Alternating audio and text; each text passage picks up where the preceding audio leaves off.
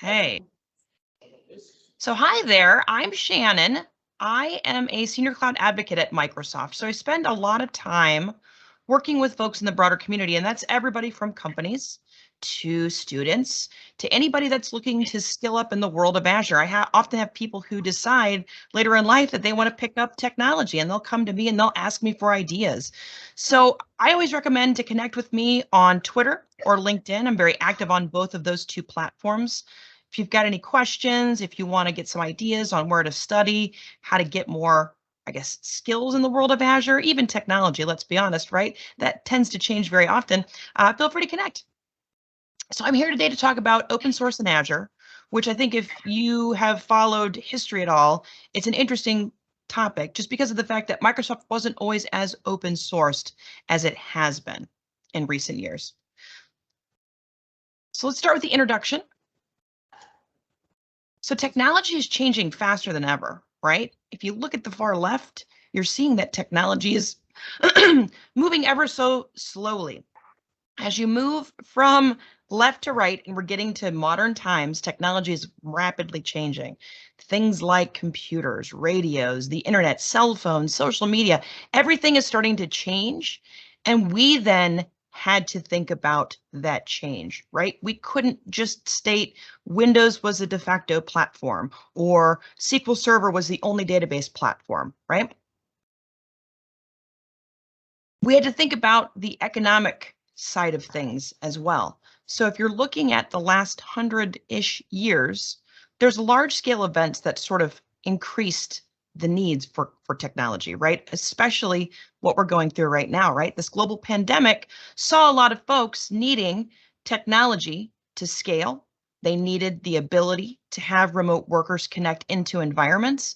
It wasn't a straightforward process either, because a lot of companies hadn't really thought that one through. So there was a lot of kind of piecing some of this together in a very quick fashion. And as a result, that bell curve goes from a very sort of flat phase on up as technology sort of ramps up. But I like these two visuals just because of the fact that I feel it opens up the idea that as we've become more and more, I guess, smarter, you could take that however you want, but as we become smarter as a human species, we have gotten ourselves to handle technology changes in such a quick fashion. Our customer needs are changing as well. So we can't just force customers to only adopt Windows or to only adopt SQL or to only hang out in .NET. There's so many people in the world of technology. We had to think about it very differently, right? So we had to think about ways to enable remote work, ways to maintain business continuity, which is a disaster recovery sort of scenario. How do you achieve cost savings, right? And one of those is not paying for that Windows license, right? Allowing your end users to consume Linux-based distributions or to allow some of your development to handle itself on more open source distributions. We had to think through how do you respond to increased cybersecurity attacks, because guess what? That is evolving as well. It's getting more and more sophisticated as time has unfolded as well, just because of the fact that it's no longer a very straightforward thing. There's social engineering attacks. There's a myriad of a lot of different types of attacks. And so we had to be able to respond to that as well. And then it's how do customers and businesses reimagine business in this new normal? Right? So we had to shift. Customers have been shifting. Folks in the community have been shifting. I think it's pretty evident that cloud is here. So we had to start thinking about it from a different perspective. We're in this state right now where customers are migrating workloads into Azure, and there's a variety of different migration triggers.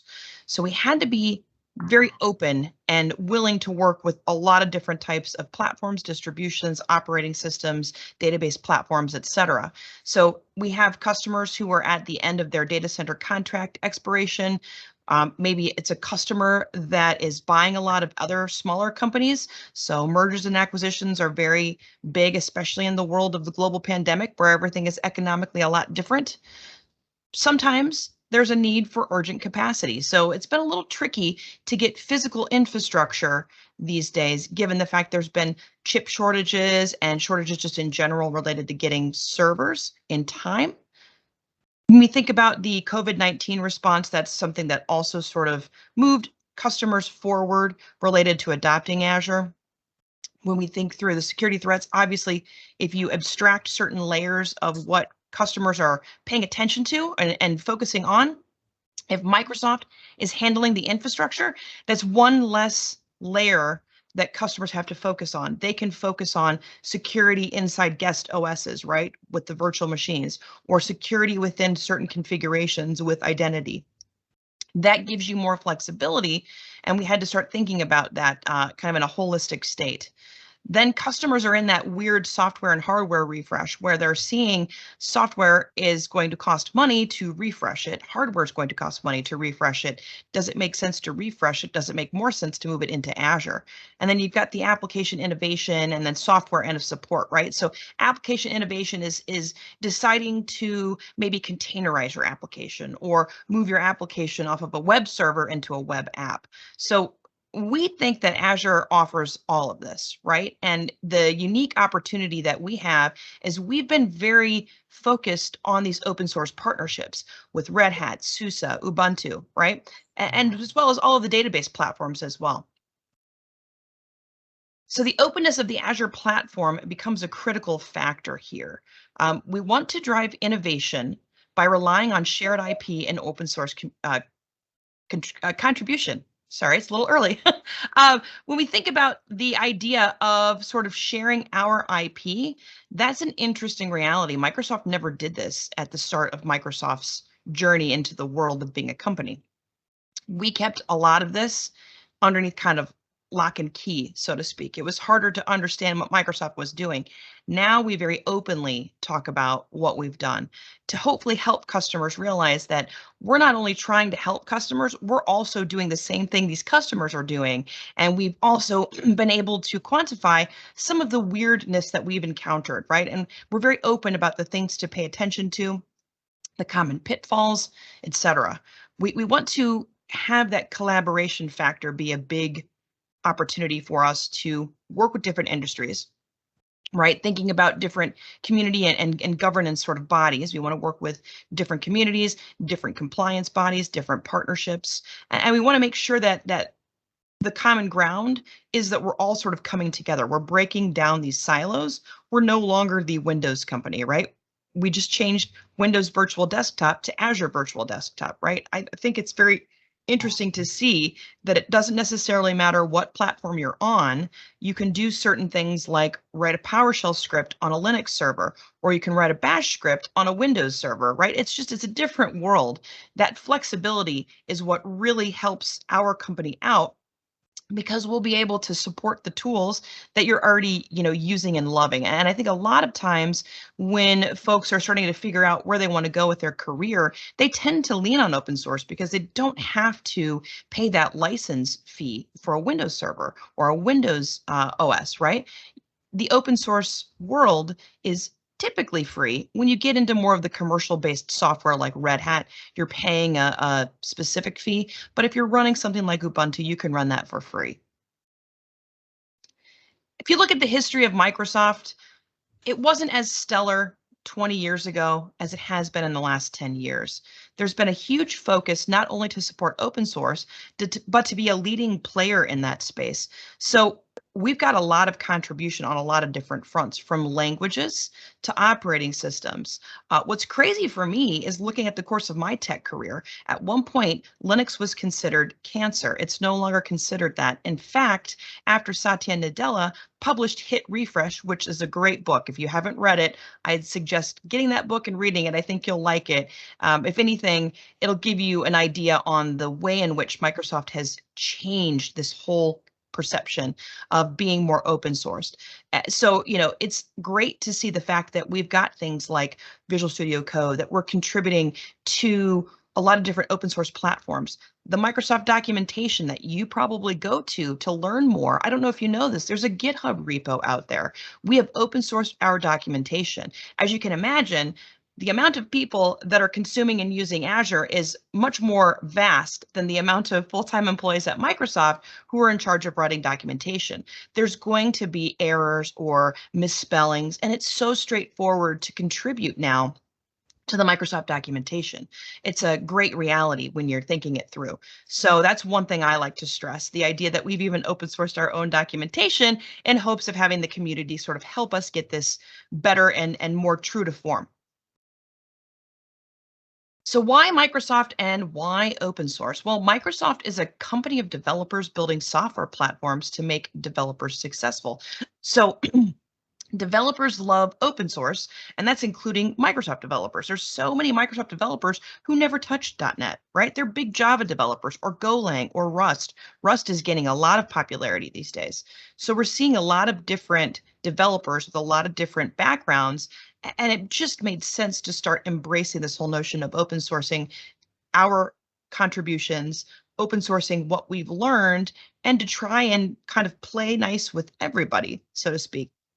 We like to meet customers where they are, and we like to meet developers where they are. So Microsoft's open source strategy includes supporting customers using open source solutions, enabling Microsoft to use best of breed in terms of the open source solutions, reaching developers and customers with Microsoft-led open source, and contributing and supporting to the open source ecosystems we all depend on. If you look at our approach, we've enabled Linux customer support. There's Linux on IaaS, Linux on PaaS. There's DevOps and tools, a number of different SDKs, software development kits, and command line interfaces or CLIs. There's Linux containers on Azure. We also have Windows, but I think we started with Linux, and I feel like that's one of those things folks don't necessarily know. Windows containers came a little bit later. Security and management. We've got Linux baselines inside of Azure now, where we didn't at first, right? We were starting to build out the security over time. And I've been working in Azure full time since 2016. And to see where we were in 2016 versus where we are now, it's vastly different. There's the subsystem for Linux, so you can just enable that inside of any Windows operating system, and you can run your bash scripts inside of a Windows environment, which just sort of blows my own mind. We've got .NET Core. You can run SQL Server on Linux servers. Visual Studio Code, you can run that anywhere. It doesn't matter what OS you're on. You can run that on a Mac. You can run that on any Linux distribution. That's kind of a great reality. Some of the other ones I'll just kind of touch on here. So sysinternals, there's sysinternals now for Linux. That is open source. You can go play around with that. I haven't looked at it recently, but I know that I have gone through and just kind of understood that it's almost like for like, so performance-based monitoring, any sort of monitoring related to something weird's happening on that server, right? Something maybe with a user account, right? There's all kinds of great things that Microsoft have contributed to. And then that follows suit into Azure. So the containers, the container instances, Azure Spring Cloud, Red Hat OpenShift, HD Insight, these are all open source platforms and tools for customers to sort of plug their workloads into without having to refactor that, change it to Windows, change it to .NET. When you're choosing Azure for open source, you get more from open source on Azure. So there's that seamless migration of Linux-based workloads. If you need to stay on a VM, we've got capacity to handle that VM, especially if it's a VM that's running a Linux environment.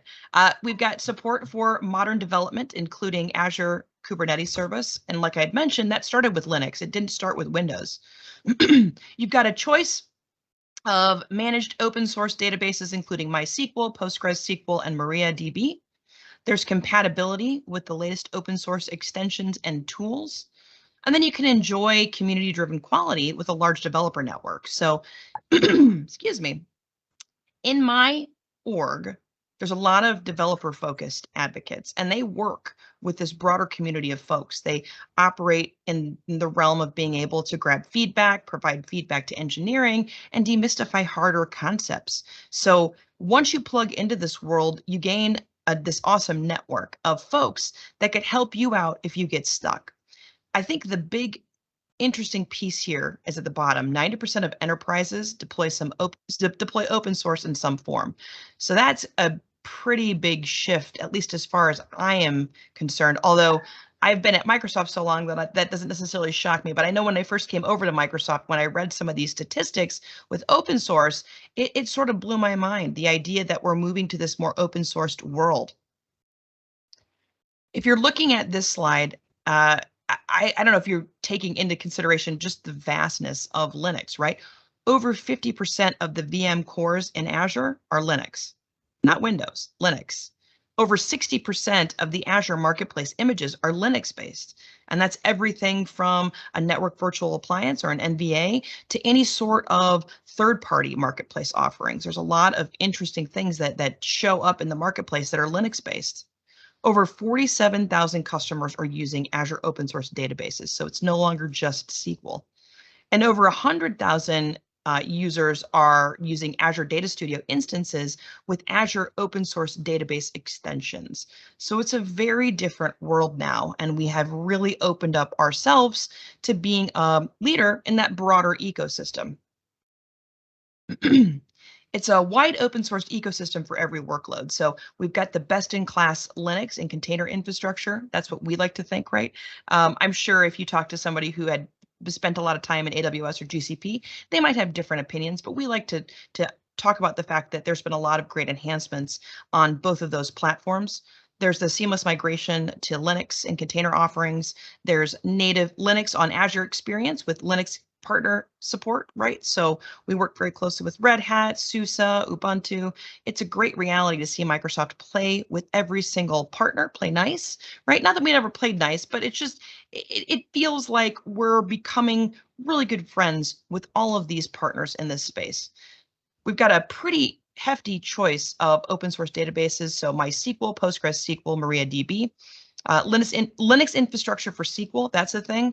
I know when I first read about that, I literally kind of shocked my own self, realizing that you can run Linux on, you can run SQL on a Linux server.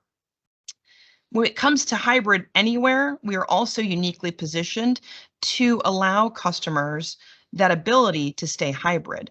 We've got support for Azure Arc. It supports Linux-based workloads. If you can't move everything into Azure, know that Azure Arc helps. And that Azure Arc piece is what really unifies your Azure, so you're getting everything in one spot. We also have a lot of Linux investments, customers that have hefty VMware investments, SAP investments, Cray investments, or NetApp investments. We now have this side of Microsoft that's called Azure Dedicated, and that's another place to sort of plug some of these environments into. So when we think about the Linux ecosystem partnership and support, we've got the ongoing support and solutions that are jointly developed with Azure partners. The idea that we're very much so working with these different vendors to make this be best in class for folks that are trying to transition into the cloud. And that's everybody, right? That's not just customers. That's also folks that are just trying to figure out how to build up that technical skill. Maybe they're still in school, right? There's native Linux experience with enhanced capabilities. So there's managed container offerings and Linux enhancements like the built-in Azure tuned kernel with tooling of your choice at every step. So again, we're really meeting anybody wherever they are versus forcing developers to take .NET or Windows or SQL Server as sort of that standard in terms of a workload. We've got cost-effective options as well, right? So the flexible payment options, you don't have to take everything as pay-as-you-go. So as a customer of Azure, you could consider reserved instances if you are running, say, Red Hat, where you have to pay, or sorry, it's not reserved instances. It is called, well, you can do reserved instances. That's for your compute side of things, but your license also might be something you may want to factor in. Red Hat has capacity for you to bring your own license now as well. So this becomes a very cost effective conversation. And then that built-in security, manageability, and governance. I think everybody's, well, a lot of people are familiar with what we've got, right? Azure Security Center, Azure Sentinel, Azure Monitor, Azure Automation, right? Some of those are great ways to integrate, and Linux works very well with each one of those PaaS-based offerings. So you can think about extending what you're doing inside of Azure. You can think about the operations toolkit getting bigger. There's the seamless end-to-end sort of Linux on Azure experience, right? So we have invested pretty heavily. Just if you think about the foundation, right? You've got the ability to run Cloud Init on any VM distribution. Performance is thought through at every step of the way. Security is a big part of that foundation, as well as fast VM creation, reliability, and high availability. So all of those investments built out some fantastic offerings for customers who are choosing to go down that open source path. If you think about that full stack view, we have integrated kind of that kernel image building, licensing, operation, the image update and patching. So we've got some great ways of being able to patch. You can either patch automatically, you can have some sort of process involved to patch, but there's flexibility there. And then the workloads and then the support and troubleshooting, we have gotten so much better in the realm of being able to support very unique workloads, right? The idea of SAP landing on Azure was an interesting proposition a handful of years ago. Now we have a number of customers that are running it, right? We have a number of customers that are running Azure VMware solution on Azure, which is great. And support and troubleshooting has just gotten even more and more I guess it's gotten better over the course of time. I know I used to work with customers, and one of my customers had a weird issue happening with their Linux VM, and the level of detail that the engineering team worked on with that customer shocked even me. We were doing trace logs and all kinds of interesting captures on the VM itself, and we were able to finally isolate the issue. It turns out some of the proprietary code that they had built had a memory leak. But I mean, if you don't know about that and you don't know necessarily how to kind of plug some of that in, it's hard to know. And so it was a very insightful session between the support engineers and then the customer I was helping. And then if you think about the support and partnership, right, we're going kind of, the very base level of Azure all the way up. We're working with all of these customers highlighted here. It's an interesting time being in tech. The platform doesn't matter. What you're doing doesn't matter. What OS you like doesn't matter. Every single one of these vendors has something that you can plug into your environment without having to go and learn something completely brand new. I'll talk this one through a little bit next. It's the choice of open source databases. So we've got, MySQL, PostgreSQL, MariaDB. That built-in high availability sort of helps with the lower operating costs as well. So you get the better total cost of ownership. There's built-in intelligence. We can offer up some interesting performance and optimized performance and security in terms of that built-in intelligence. And then we've got enterprise scalability with hyperscale. So you can scale PostgreSQL across hundreds of nodes, right? And every single one of these environments is secure and compliant, and it's integrated with Azure services. So you never have to worry too much about, is what I'm deploying secure, or can I integrate other Azure services with what I'm trying to do in terms of this workload that I'm building? This one still blows my mind, right? Running SQL Server on Linux. So we often say it's the best total cost of ownership, right? We've got licensing components that you can think through for your Linux VMs, industry-leading database, right? Everybody's familiar with SQL. And if you're not, just know that it has kind of sort of that standard in terms of an enterprise workload. If you had a database tier, it most likely was SQL. If you had a web application tier, it most likely was .NET, especially in the enterprise space. That has shifted very dramatically in the last 5 to 10 years. There's high performance on any OS, right? So doesn't matter where you're putting that SQL Server, you can run it on Linux. It's so crazy to realize that's even an offering. And then you get that built-in security and manageability that I've talked through a couple of different times. The idea of just plugging your environment into Azure, you get some of this great native security features out the gate. We also build Azure for existing Linux investments. So like I had mentioned a little bit earlier in my talk, we have a group at Microsoft now that's called Azure Dedicated. So we offer bare metal infrastructure for VMware, for Cray, for SAP, and NetApp. So big customers that have gigantic investments in each one of these companies, they now could have a platform or move their platform from on-premises into Azure and have it land on this bare metal infrastructure. And I think I'll take a step back here. Most of Azure is shared infrastructure that's logically separate. In this realm, this is bare metal. Those servers are dedicated to the customer that has expressed an interest in building out a VMware environment or a NetApp environment or an SAP environment. The one I talk about a lot is Azure VMware Solution. So this is a comprehensive VMware environment, and VMware is just a hypervisor that runs. A lot of enterprises are still running it, and we wanted to help out. We wanted to give these enterprises an opportunity for them to still transform what they're doing on a day-to-day basis, but give them the opportunity to skill up at a time that makes the most sense. I think that's the hardest thing. Digital transformation is sort of drinking from the fire hose. Everything's brand new. You've got to learn a ton of stuff in a short period of time. And it's hard for these customers who have maybe close to 20 years of VMware investments. It might be an easier conversation to say, let's go deploy Azure VMware Solution living on bare metal dedicated nodes, and then they can take their environment, migrate it into Azure, and then they can start picking apart certain things, right? Dealing with Azure Active Directory, right? Dealing with Azure Monitor, Azure Security Center, thinking about building out an application gateway and maybe moving some of those web servers to web apps, right? It gives them much more flexibility. And then the unique thing is Azure VMware Solution allows customers to manage and secure applications across VMware environments and Microsoft Azure with a consistent operating framework. So the same tools that these customers have been using for the last maybe almost 20 years, they can still use those tools in Azure. They can have VM templates. They can lean on VMware has a PowerShell commandlet module called the Power CLI. They can use that inside of Azure VMware Solution. You can also lean on the Azure Resource Manager APIs as well. So a lot of customers are now starting to get their developers interested in Azure VMware Solution because it now has an ARM API. I've worked with so many developers who never cared about infrastructure until an API came about. Well, you get an API with this solution.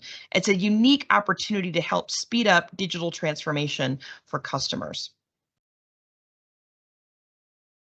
I wanted to talk a little bit about the open source ecosystem because I do feel like these next two slides here are interesting slides to just look at, right? Look at all these different partners that we're working with, right? Redis Labs, Datadog, Docker, HashiCorp, Databricks.